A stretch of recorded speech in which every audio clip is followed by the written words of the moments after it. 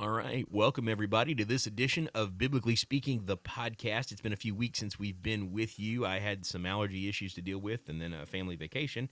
But Brian and I are rip-roaring and ready to go. And today, boy, we've got a big one, don't we, Brian? Yes, we do. One that I think everybody's going to have an opinion on. I can almost guarantee you everybody's going to have an opinion on this one. I mean, it's all over the news right now. How should Christians respond to the kind of information? And it being Pride Month, we knew this was coming, but it seems like this year there's just somebody stepped on the accelerator.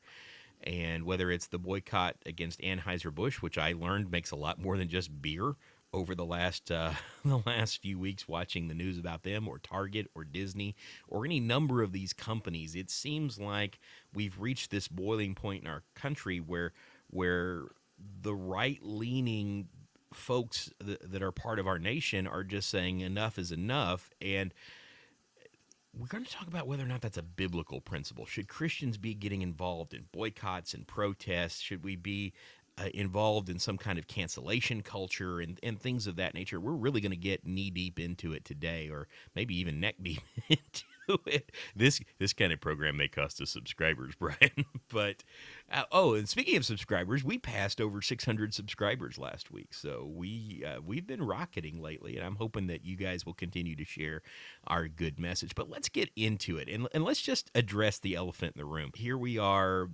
early June, and once again, it's all out there. The rainbow flags, the transgenderism seems to be all over the place. We know that companies are suffering financially because of this. I think Target lost $15 billion in 2 weeks. Anheuser Busch is down 26% of its market.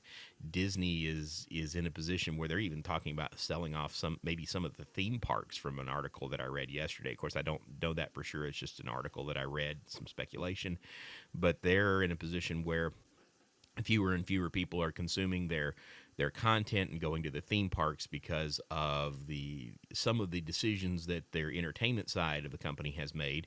And it's really reached a point where a lot of Christians are sharing things on the internet and getting involved in these kinds of protests. And let's just lay out some general guidelines. What do you feel about this, and what are your guidelines that, when it comes to talking to your family, that you about these kinds of things? What are some guidelines that you think about when it comes to making decisions about companies? A lot of times, and this is something we've dealt with many times in the past. I remember it was Carl's Jr. It was a Target's been one that's come up a couple of times Oh in the yeah. past.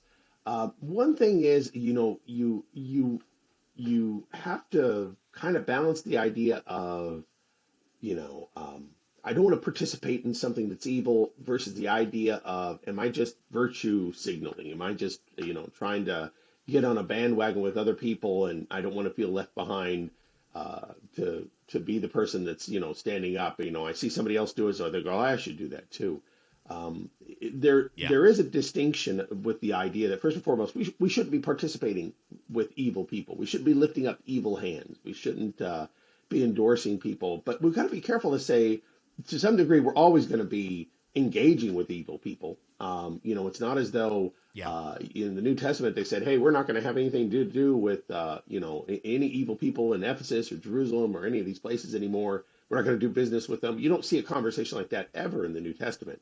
So it's kind of Mm-hmm. tricky here, because certainly some people are going to say, "Oh, if you're a Christian, you shouldn't be doing that," and that's a dangerous judgment, because it goes well deep into the Romans 14 matter of, what how does it affect our conscience. Certainly, I think probably most people would understand there's no place to berate people for not participating in those kind of things, first and foremost. But Right. then again, like I said, is it really a important idea for us to participate in, not being a part of these businesses, not doing these things? You could reach a lot of crazy conclusions. I'm going to quit paying taxes because the government pays for abortion, or I'm going to quit, participating in public schools. I'm going to quit participating in. I'm not going to use the public highway system because, there comes a point where I'm gonna go cut my own roads that's this exactly last. right. Yeah. And so it comes to a point where It's me, machete, and two that's mules. right. That was my nickname in high school, Machete and Two Mules. But Machete and two Yeah. mules. I like that. It's I don't know. It may give Bear Summoner a run Yeah, for it's its a, money. yeah, Well, it's a you tough said guy. something. Yeah. Well, you said something interesting. I'm going to share my screen here for a second, and let me put this up. Let me go into Olive Tree and let you see the passage that I'm thinking about here. This is from 1 Corinthians chapter 5, verse 9. It says, I wrote you in my letter not to associate with immoral people. I did not at all mean with immoral people of this world, or with the covetous, or the swindler, or the idolater, for then you would have to go out of the world. But actually, I wrote to you not to associate with any so called brother if he is an immoral person, or covetous, or an idolater, or a reviler, or a drunkard, or a swindler, not even to eat with such a one. For what have I to do with judging outsiders? Interesting thought there. When you think that Paul is saying, when I wrote to you about not eating with or keeping company with the immoral people, I wasn't talking about the people of this world. It almost sounds like before we start judging the outside world, before we start engaging in any kind of protest or boycott or call to action, the first place we got to look is inwardly. And that's consistent with how Jesus said we were supposed to judge in Matthew chapter 7, using that righteous judgment, that we're supposed to inspect our own eye before we go inspecting others. And one of the things I want to be careful about here is, and I think Brian would agree with this, neither of us are trying to tell you who you can spend your money with, or where you can shop, or where you can vacation, or anything like that. If something bothers your conscience, I do not want you to participate in it. But there is a difference between saying, I can't do this in good conscience, and being called to action by, in a lot of cases, another company that is using your quote unquote righteous indignation to further their political gains or monetary gains or something of that nature. I know that a lot of media companies that are conservative leaning, and I say that that's not a pejorative. I'm very conservative. Brian is extremely conservative. I don't mean that as a pejorative, but conservative leaning media companies are making a lot of money off of the kind of exposure that they're getting by generating this kind of angst. And it sort of reminds you of, I don't know. I guess the first time I heard it would have been when Barack Obama was president, and I might have heard it before then, and I don't know who originally said it, but it was never let a crisis go to waste. And a lot of times we have to realize that these kinds of cultural movements, the boycotts against Target and Disney, or I don't think any Christian's got a reason to be associating with Anheuser Busch unless you're just a huge potato chip fan.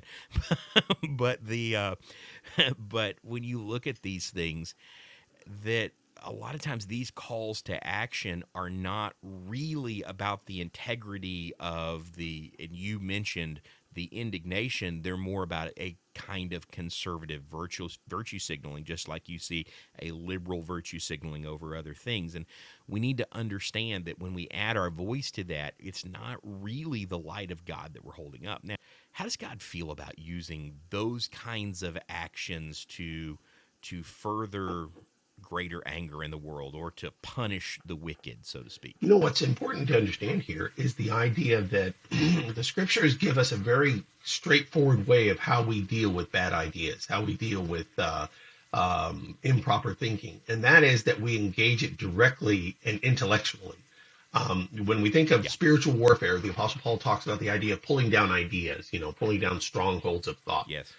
What's You're talking about Second Yep, that's Corinthians 10. exactly right. Yeah. So in Second Corinthians, Paul is talking about spiritual warfare, and he's describing the idea that we're engaging in spiritual warfare at an intellectual stance. We're combating ideas with ideas, thinking with thinking.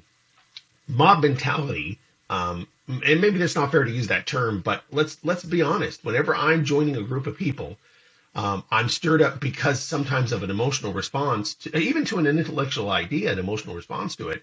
I am taking out the ability to engage in an intellectual manner. I'm taking out the ability to directly have it. I'm trying to pressure somebody into making a decision based on something other than thoughts. In other words, if I'm boycotting, I'm not trying to get them to understand what's wrong with what they're thinking and what's right with, the truth.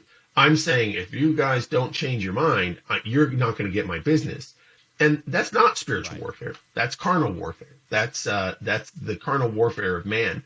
And it isn't that it's wrong, but it isn't right. It isn't what we're supposed to be doing. In other words, it's Right. not the battle that God designed for us to fight. He doesn't. It's not the one He equipped for us to fight. He equipped us to fight intellectual warfare. He equipped us to fight with ideas. Mob. This idea of joining a group of people and denying them business is influencing somebody with a warfare that's not spiritually organized or spiritually developed. Well, and I think one of the real dangers of this, if we're not careful, is that we are actually going to turn people away from Sure. Christ. That we're hitting the points of difference where they are different from us, rather than reaching out to them and calling to them to see the hope that's within us so that they can be like us. And that's one of the things that when Peter talks about what was going to bring people to Jesus in the middle of these times of persecution in 1 Peter chapter 3, it says in verse 15 that we're supposed to sanctify Jesus as the Lord in our hearts, and that we're supposed to be ready to give a defense to anybody who asks us the reason why we have hope in us. And we're supposed to do that with reverence. So we're supposed to revere Jesus, and we're supposed to do that with awe, or meekness and fear, some of your translations might say there.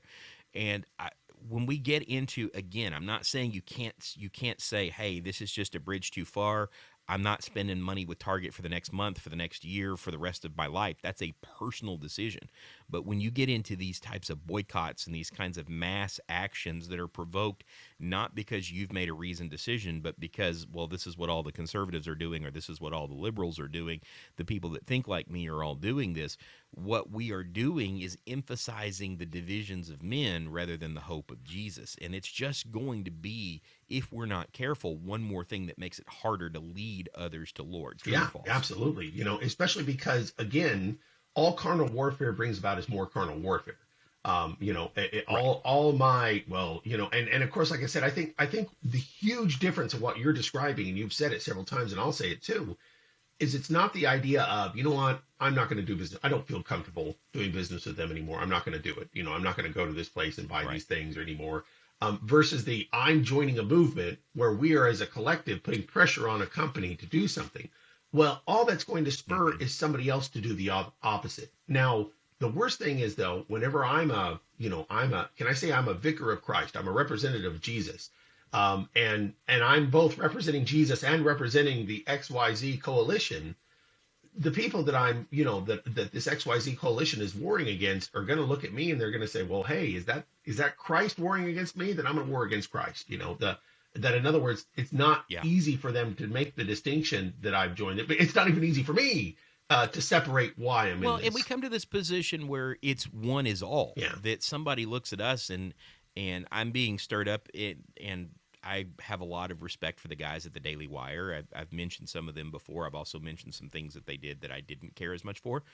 But if they see me as, toting the latest, Matt Walsh line or Michael Knowles line or Ben Shapiro line, rather than making a conscientious decision to where if somebody asks me, hey, you shopping at Target, and I've made the decision, which I haven't, but if I've made the decision, no, I'm not going to shop at Target anymore, I'm not going to go to Disney anymore, then one allows me to have a reasoned conversation. The other is just kind of a soundbite takedown.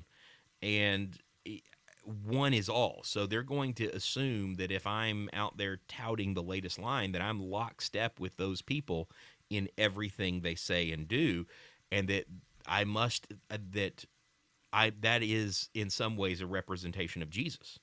And I can tell you, there's nobody at the Daily Wire or the Blaze or Fox News or any conservative media outlet that is a perfect representation of Jesus. Even the two people sitting here on Biblically Speaking, who really, really try to be really, really good representations of Jesus, are not perfect representations of Jesus. And the more that we communicate with those things, the more that we engage in those behaviors, the more we are less the representatives or the ambassadors for Christ that you were just speaking about there. One of the other things that jumps out at me, and I should probably let you make the next point, but this one's fresh in my mind, is the hypocrisy of it. I remember a couple of years ago, I bought a piece of sporting equipment, and somebody asked me, well, where'd you buy it from? And I mentioned the name of a particular sporting goods store, and they're like, oh, well, they support this. And as if somehow that made me less of a Christian. in their mind because I didn't realize that this particular company supported, this I think it was abortion. What was the thing?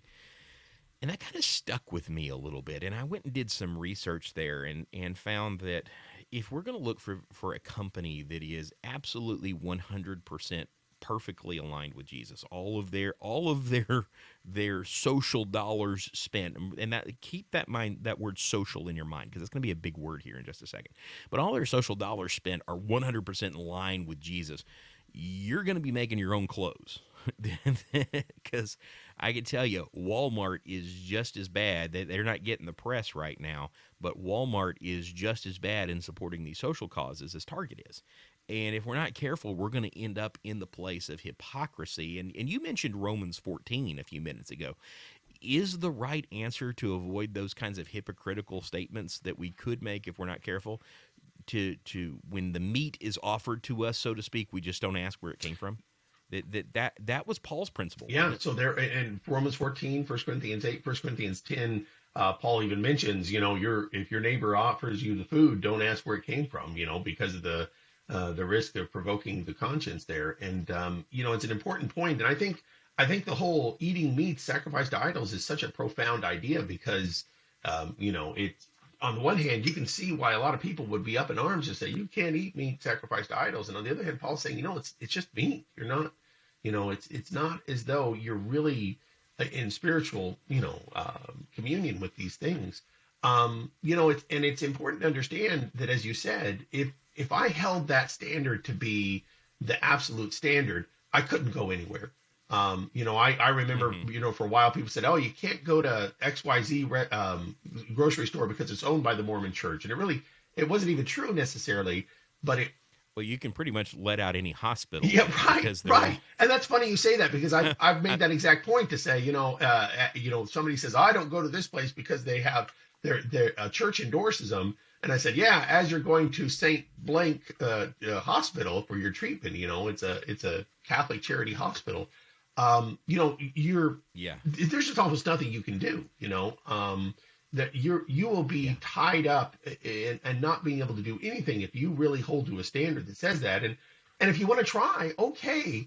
But the danger is, of course, then, and this was really the Romans 14, 1 Corinthians 8 issue, is you really can't tell other people the same thing. You can't tell people who to vote right, for. You can't tell people what to buy, because that's an improper discernment of that liberty. right. Oh, and thank you for correcting me because I said Romans 14 and I meant First Corinthians 10, and you caught that. But there are similar passages that this idea of the way that we exercise liberty, we exercise liberty the way Jesus exercised his liberty, which is with self-control and moderation and in deference to the needs of the people around us.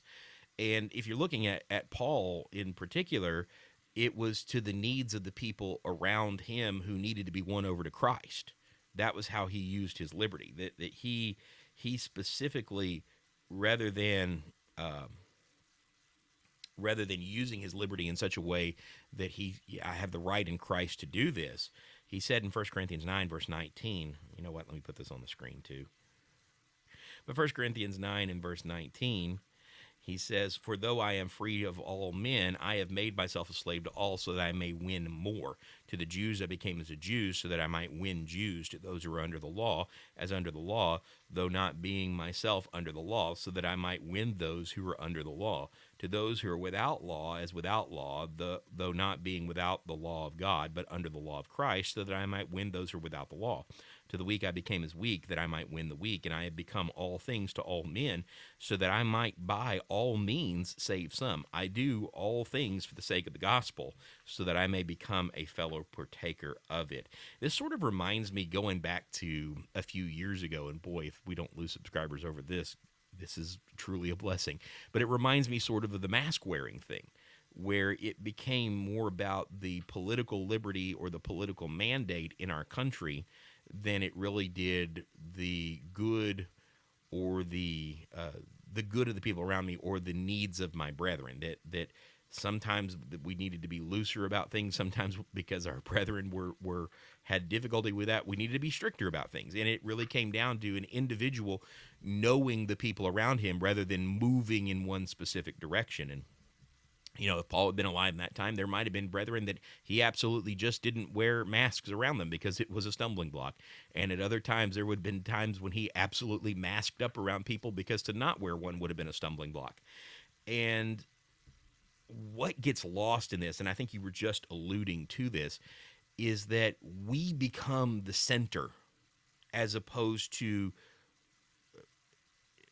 what offends me becomes my criteria for how I act in the world, as opposed to how do I best shine as someone who can bring others to Jesus. And that's really where these boycotts, I think, run afoul for the Christian. And again, I'm not saying you don't have the liberty to do these things, but is it the right way of using that liberty? One important idea here too. Let's talk about masks for a second. And like I said, if we can't get in trouble with this, then we're just not trying hard enough. Whatever your position was on wearing a mask, you got that position because of somebody else. Nobody decided completely 100% on their own, I'm going to wear a mask or I'm going to be against wearing a mask. It was 100% a decision you made because of information you got from somebody else. And that's the point of the whole conversation about following the mob, is that we're taking our information from somebody else. Now, that's not bad because we have to. You have to make decisions based on everybody else. But the point is, you also have to acknowledge you're making that decision based on somebody else, and that other people are doing the same thing, particularly when it's your brethren, particularly when it's the people that you have that spiritual relationship with. And, there's not a Bible verse that says, thou shalt wear a mask, thou shalt not wear a mask, and no matter what people want to say about that, there's no spiritual discernment in that at all. And the idea is the same is true about if I'm going to shop at Walmart or if I'm going to shop at Lowe's, or I'm just throwing out every business I can think of. That is not something that I'm going to decide based on thou shalt not. That I might just decide I think it's better for me not to, or I don't think it matters. But the greatest point, the most important point is whenever I'm standing up and I'm going to say this is my stance on that. I'm bringing Christ with me. Does he want to be there? Does Jesus want to be involved in this boycott? Oh, that's a brilliant point. Yeah. Well, and doesn't that get back to what we saw in Matthew? I mean, particularly when you're talking about matters of authority, but Matthew chapter 5, when Jesus said, if a man strikes you on one cheek, turn to him the other also. If he strikes you on the right cheek, give him the left one. That isn't just about being peaceful in small moments in your daily life. It's when society's knocking you back, and I don't think it's any coincidence that it comes alongside the idea of if somebody can compel you to go 1 mile with him, go with him 2. That how we respond in those moments where we have the opportunity to sue for war, but we choose to make peace, those can be the loudest moments that we speak, right? Yeah. I mean, and that is ultimately so important. And I hope for our audience that maybe that's a moment of catharsis and clarity. And again, and I want to say this, and I'm going to say this probably 5 more times, and it's not because I don't believe in the message. It's because I don't want to be misunderstood. If you personally cannot do it, do not offend your conscience. Choose not to shop at Target, great. Choose not to buy from, a few years ago, it was Levi's and Coca-Cola. Choose not to buy from those companies, great. Choose not to go to a baseball game in the month of June, great. Or for the rest of your life. But don't make it a point of faith for others. And don't join in a call for anger. Now, one of the things that, and I mentioned that social was part of this. One of the things that we have to realize is that in the middle of all of this is most of the companies that are doing these things, this is not really what they're about. That there is something called an ESG score, which is Environmental Social Governance score, which is for certain, these are banks that wouldn't even talk to us, Brian, but for certain really large banks that are run by very powerful people that can lend billions of dollars to companies, they're judging in part the credit worthiness of giving that company a loan based on their environmental policies, based on how vocal they are about social things, and how many people they've appointed to the board of directors of that company that are deeply, deeply concerned about environmental and social issues. That's the reason why we're seeing this spread. It's not an organic lurching of our country. If it were so, you wouldn't see, if that were the case, you wouldn't see Disney and Target and Anheuser Busch and all of these other companies that are doing this going down the tubes right now.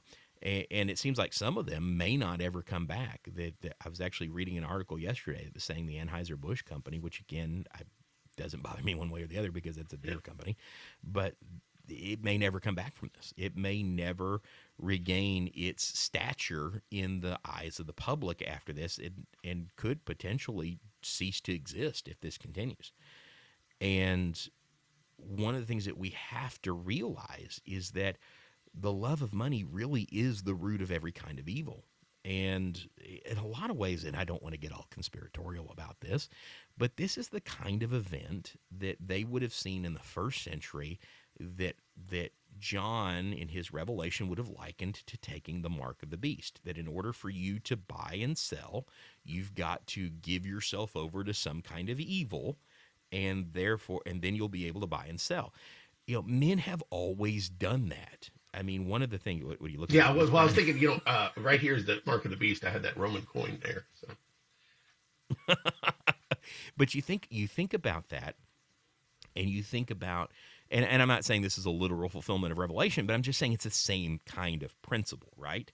That evil will always try to find a way to separate and differentiate itself from good, and then make it painful to do good.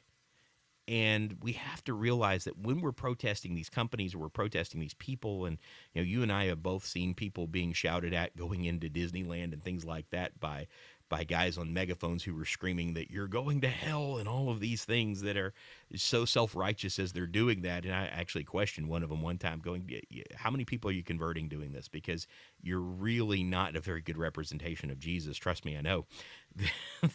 That one of the ways the devil tricks us into participating in that kind of behavior is that it feels like we're doing good, but what we're really doing is angry.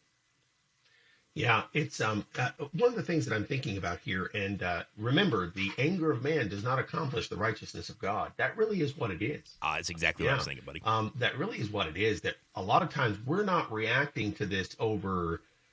Well, you know what? Maybe I shouldn't participate because that's we're angry, and I can appreciate the idea that sometimes we make Christ's values, we become in sync with that, so we take it personally when Christ is offended. But is he really bothered by that? Is he, I have to think of a company like, Anheuser Busch. Did it bother you more that they have a transgender guy or that they sell alcohol? Because, one of those things is their core business and is something that the Bible speaks a lot about, in a negative sense. What would change our attitude about what bothered us about this to make it bother us more? It should have bothered us a lot already. Mm-hmm. And I think sometimes we're allowing people to manipulate our emotions. We haven't used the word politics yet, but it's all politics. I mean, politics is the same thing where our feelings are manipulated to create a power base. We're being used by people that want us to think that they're like-minded. They're really not. But, we may sometimes have a, coinciding moment with them, but we're not really like-minded. And the point is that we're being used. And I like the word propaganda. Yeah. I like the word propaganda, which is sort of the root of political talk, that it is manipulation. And that's, understanding that is key to all of this, that you're being manipulated by somebody. And one of the manipulations, and you brought this up, this is something that we've talked about many, many times before, not within the context of the show, but just our private conversations, is how often Christians get caught up in repeating things that are not true, that they've been given from political sources, right? And the perfect example of this, and somebody told me that it actually was true, but I haven't been able to substantiate that with any kind of article, was Target had this swimsuit that the influencers were going around, and it was wider in certain areas to cover male parts, even though it was a woman's swimsuit. I don't want to say any more than that because it's getting real close to vulgar. But we're trying to keep this a family program. But the the idea there was that the influencers were showing or were representing. They didn't come right out and say it, but they were representing that as a item that was made for children, and that was a big part of the indignation. Come to find out, that might not have been true.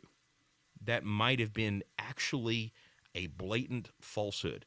But Christians, our brothers and sisters in Christ, were just out there gobbling that up and repeating that and sharing it and putting it all over the internet. What are the consequences of that? What happens when we go about repeating something that we haven't verified, or that maybe we even know to be false, but it supports the ideal that and I loved how you talked about Anheuser Busch, and why are we mad about this when their whole business model has been sort of antithetical to what Christians should be involved in, or the antithesis of what Christians should be involved in. That what happens when we're out there promoting something that we know to be false, or that at least we haven't verified to be true? Yeah, and boy, I tell you what, if there's one thing that we 21st century Christians are going to be in trouble for, it's sharing lies. And Yeah. I years ago, I remember somebody shared something with me, and it was a political statement. It wasn't true. And I thought, well, I'm going to tell them that, I'm surely that matters to them. And I sent them a message. They said, well, it might not be true, but it could have been true. In other words, that's it, that was their attitude was, well, or I wanted it to be true, really, is what I think they were saying. And what a way to think. But like I said, we're caught up in this all the time, and we allow things to be true in our mind that we hear every day. And, there's only one truth. There's only one capital T truth. John 17:17, the word is truth. Everything you're hearing, everything you're being blasted with every day on the news, on all these things, every story that works you up, you don't know the truth of those things. You're trusting somebody else. Right. You're believing somebody else. You're taking information from somebody else, so that you're not really listening. You're not really getting what could be true, and you're accepting it as truth. And that's dangerous. I mean, that's the great deception that we rail against amongst denominations, but too many of us are caught up in the same story. Let me share a couple of passages here that go along with what you just said. The first one that came to mind was Romans chapter 12, verse 1. It says, I urge you, brethren, by the mercies of God, to present your bodies a living and holy sacrifice. It's kind of interesting that this is how we imitate the sacrifice of Jesus in our daily lives, because we can't actually physically die and be raised from the dead. So here's what our death, burial, and resurrection looks like. That by the mercies of God, that you present your bodies a living and holy sacrifice acceptable to God, which is your spiritual service of worship. Some translations render that a reasonable service. It's reasonable in response to the grace that God has given you. It's more than fair that this is what God asks of you. It doesn't make it any less grace, basically. And do not be conformed to this world, but be transformed by the renewing of your mind, so that you may prove what the will of God is, that which is good and acceptable and perfect. Now, I want to go down, because he's going to talk about some important points in the way that we live and how Christians conduct themselves. But one of the things that he specifically talks about that this renewing of your mind embodies is how we deal with anger. Verse 14 says, bless those who persecute you, bless and do not curse. Rejoice with those who rejoice and weep with those who weep. Be of the same mind toward one another. Do not be haughty in mind, which there's a whole lot of haughtiness in there, where we're creating divisions among people who believe in God over these kinds of political propaganda things. Do not be haughty in mind, but associate with the lowly. Do not be wise in your own estimation. Now, here's reacting to the world. Never pay back evil for evil to anyone. So not even just our brethren, to anyone. Don't give evil in response to evil. Respect what is right in the sight of all men. If possible, so far as it depends on you, be at peace with all men. Never take your own revenge, but leave room for the wrath of God, for it is written, vengeance is mine, and I will repay, says the Lord. But if your enemy is hungry, feed him. If he is thirsty, give him a drink. For in so doing, you will heap burning coals on his head, and do not be overcome by evil, but overcome evil with what is good. That's a really big thought there. He just said, here's the way I want you to live. Here's what I want you to do. I want you to let God take care of the things that make you angry. And one of the reasons why is we are really, really bad at vengeance. We tend to repay more than the evil that was done against us. But God knows exactly how to measure out vengeance. He has his vengeance planned. He has his judgment planned. He doesn't need us to execute his judgment against people or companies or nations here. He needs us to live at peace with all men so that we can be representations of not repaying evil for evil. Yeah, what an important idea where God tells us time and time again. I was thinking of 2 Peter chapter 2. God knows how to bring the unrighteous to justice and to deliver the righteous. That, in fact, what's neat about that chapter is it's just come on, God knows how to handle this. God knows how to handle a company like this, One thing I often say, too, is that we just don't know what the hand of God is in things. You think of the Old Testament and the Israelites and how indignant they were to Nebuchadnezzar.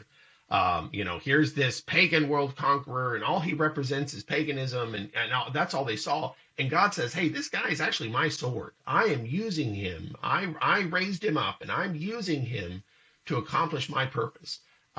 One thing we don't always appreciate is we just don't know what the hand of God is in the circumstances around us. We don't know what God is bringing about. And God's rule has always been, you mind your business, which is being righteous, being holy, living a life that's separate from the world, pure and undefiled religion. You mind your business. I'll take care of the world. And we get caught up in a sense, and it's a power play. We get caught up in this sense of, well, I can have a little more power if I'm with a mob. But of course, what we want to appreciate is that the Bible explicitly says mobs are bad. The Bible always says that. You and I were talking before the show about some of the Bible verses about mobs. And we have these statements in the scripture that say mobs are always bad. Well, what's a mob? It's a group of people trying to get something done by the power of the weight of their opinion, by the Can you think of an example of the Bible of a mob that did something? No. It's fascinating to say that. You're Neither right. can I. And let's be honest to say, in the Bible, mobs are responsible for the worst act in human history. The crucifixion of Jesus was a mob event by people that were stirred up that didn't necessarily hate Jesus, but they were stirred up and manipulated to come out of that. And what every listener needs to think about is the idea that they weren't different than us. It wasn't as though they were really bad and we're really good, so we wouldn't be caught up in the same. Anyone can be manipulated in a mob. When you join that group and you allow group think to drive your thinking, you are that mob. You're caught up in that, and it's just such a dangerous thing because, all the time people want to say, yeah, well, that would happen to them. It wouldn't happen to me. It is happening to you. It is, when we're caught up in the mob mentality, we're letting somebody else use us for their power, and that's never a good thing. That's a great point. That when you stop and think about it, can you know what the biggest mob of all time was, or may have been? Size-wise? The one in Ephesus comes to mind with Paul. Is that maybe the one you're thinking of? No, I'm thinking a little further back in history. Sodom and Gomorrah? I'll give you a hint. As far as we know, there were only 4 people that stood against this mob. How about Numbers 13 through 16? Oh, nice. Israel. I had a whole bunch had come to my mind, but yeah, millions of people, right? Yeah, and there's They're persuaded, but there's Joshua and Caleb, especially, and mob wants to kill Joshua and Caleb. That's right. That's a great example. I didn't even think of that one. Yeah. They want to kill Moses and Aaron. That's right. That's right. Yeah. It's over with. And so you have a huge mob of people that are stirred up by 10 people who are terrified.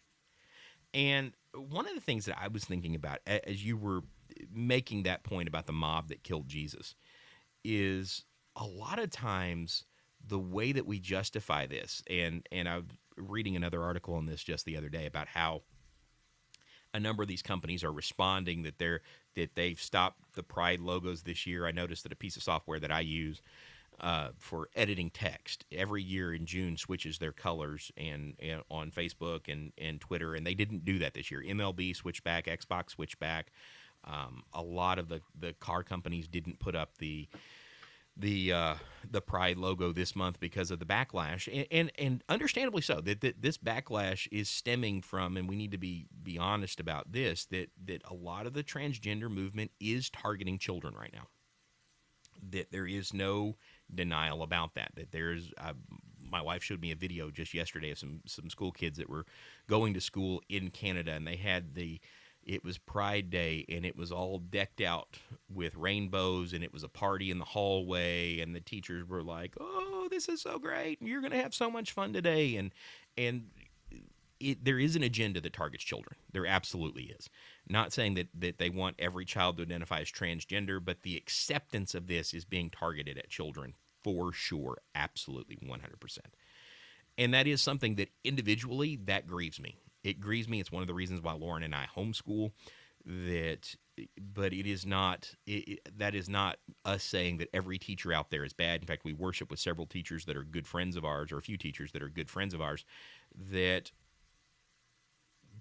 a lot of times the conclusion we come to is that the ends justify the means. That, look, we got this company to capitulate, that they're changed their logo back. Target moved all the merchandise to the back of the store, which apparently that's still not enough for some people, and the boycott continues. You know, Disney is pulling these movies. They've decided not to make these movies with these themes that were coming up, and they've made enough of them recently to where I think it's going to be a long time before people trust them again with entertainment. But looking at these things, that attitude that we can fall into of the ends justify the means, whether it's, and you mentioned a friend who shared something with you politically that wasn't true, and you tried to correct that, and they said, well, it could have been true. It really is a way of saying, look, I know this is wrong, but I'm fighting a greater evil. And that reminded me of another verse, and this is a verse that you and I have talked about several times when it comes to these kinds of ideas, just in our private conversations. But it is Philippians chapter 4, where Paul says, finally, brethren, whatever is true, whatever is honorable, whatever is right, whatever is pure, whatever is lovely, whatever is of good report, if it can be spoken of well, or repute, if it's got a good reputation. If there's any excellence and anything worthy of praise, dwell on these things. The things you have learned and received and heard and seen in me, practice these things, and the God of peace will be with you. So we're supposed to be an imitator. This is kind of one of the pseudo passages where Paul says, imitate me. I mean, he says that in other places, but basically look at the example that I've set for you and follow that example. That ought to be the end to mass boycotts, to less than true representations of things, that because it doesn't pass that test, and it's certainly not the way that Paul behaved in his culture. And oftentimes we allow our ethos as Western Americans, as the Western mentality, particularly the American mentality of I have liberty, I have right, I can do this. We allow that ethos to replace this idea of the things that we see and learn and heard from Paul. Those ought to be the things that we practice. But I left out the last part of the verse for a reason. That last part of the verse says, and the God of peace will be with you. If we're not practicing these things, where's God? Yeah, and he's not there. He's in no way reflected. He's in no way seen. And that's really it. I really like what you're saying here, because it's the idea that, we actually Thanks, think, I probably heard it from that's you. right. We actually think we're representing God by being indignant and throwing ourselves up as harm, when God says, hey, this is actually how you represent me. This is really the mindset you need to have. Right. So, well, and I think that's one of the things that we need to be careful about in these divisive spheres like Twitter or Facebook or YouTube, is that we want to be good representatives of God. And again, I'm not telling you cannot spend your money at Dick's Sporting Goods or Target or any of these places. I'm not telling you that you can't withhold your money from those. What we're talking about here is mass action. And that kind of mass action where people are calling for boycotts and protests, you're not going to affect change there. You're not going to lead others to Christ. And oftentimes, what it keeps us from doing is doing the hard work of sitting down. And this is where you started over in 2 Corinthians 10, of doing the hard work of sitting down and having hard conversations with people. When somebody says, well, why don't you go to Disney anymore if that's your thing? Well, I don't go because of this. Well, why? It just hurts my conscience too much. Well, what does that even mean? Well, here's what that means. I believe I've got a hope or target or whatever. Or maybe you continue to go and somebody says, well, why do you continue to go? Because I can separate the two. But I got to tell you, my faith is not defined by protest. My faith is defined by imitating Jesus, because I know if I imitate Jesus, God is with me. Yeah, that's exactly right. And I often think of, and you and I've used this example before, where Jesus, I think it almost says Luke chapter 11, but Jesus is confronted about the fact that Pilate had, the Bible says, mingled the blood of Galileans with their sacrifice. Similarly, Pilate had unjustly killed somebody, and so a bunch of people ran to Jesus and said, Jesus, tell us what's your opinion on this? Can you imagine reporters running up to Jesus and say, Jesus, what's your opinion, on Pilate's doing these things? And of course, what you're looking for is Pilate needs to be stopped. He's a terrible man. We need just social justice. I mean, all the things that we talk about today. Just imagine, a police shooting or some injustice from the government. And Jesus says, if you don't repent, you're going to perish. In other words, that's not really that relevant. It's not so relevant that a company is doing these things. It's not really that relevant. What's relevant is, am I going to heaven or not? That's what Jesus was really trying to get us to see and to understand the significance of this. Chapter 13 of Luke, not chapter 11. The idea is that's what matters. It's not that, social justice is getting carried out. Jesus goes on to say, remember last week when that tower fell on those guys? Were they bad people? Did this happen? He says, no, you need to repent so you don't perish too. And Jesus just kind of flips it over. If we'd have run up to Jesus and said, Jesus, what do you think of Target bringing these things out? Jesus would say, if you don't repent, you're going to perish. It doesn't matter. Target's not going to heaven or hell. They're a company. Their goal is to make money. That's what they're going to do. Right. They're going to follow society in order to make money. And that's not to say that Jesus is condoning that. Right. Isn't it interesting that he always turns that call to repentance introspectively first? Yeah. And it's just the idea that it really is about you. You're the thing that matters to God, not the company. If we, sometimes brethren in Ireland talk about how strong the Catholic Church is there, and the kids would say the Hail Mary in class before school started. That's the thing they battle. That's what they have. They have a society that has that mindset, as a lot of societies do. And society, businesses just follow society. It's not that they're leading us into things, they're just following. And this is the nature of a godless society. So here's the big question: how do you fix a godless society? I know the answer. Jared knows the answer, and I even think our listeners know the answer. But the irony is, we think, boycotting. No, that's not what fixes a godless society. The gospel is what fixes a society. I wish every person who was vocal about protesting was vocal about the gospel. I wish every person who wanted other people to know, I'm not going to shop at this business, wanted people to know about the saving grace of Jesus Christ. I think that if we could divert this attitude of, I'm offended and I'm not going to do this anymore, to I want to share the gospel with you, you would actually solve problems. You would actually change the world. You would actually do something impactful and meaningful, that wouldn't be a manipulation, that would be exactly what you're equipped to do. You would affect real change. Yeah. Well, and I think that's probably a good note for us to sort of wrap this up on, or wrap on that. Yeah, to wrap. Yeah, it's a good note to wrap. Yeah, I can't rap. My name is Brian, and I'm here to say that real change doesn't come because I'm angry. It comes by helping others see Jesus. And I'm sort of reminded of when James and John wanted to rain down fire on the cities of the Samaritans that didn't want them to pass through. And Jesus told them, "You don't know what spirit you're of." That our anger is never going to produce the righteousness of God, but it may, as we are expressing our indignation over the sins of, well, companies can't have sins. I once wrote a book called Sins of Nations. I never published it but it was kind of an interesting first attempt at a novel. But companies can't have sins. But when we get so angry at the sins that are perpetrated by these companies and the people that are part of them, what the devil is actually doing is keeping us from looking at our own need to repent. And he's going to use that to great advantage, and we need to recognize that. Give me your last thoughts, buddy, and then let's bring this one to a close. Yeah, I tell you what, don't follow a mob.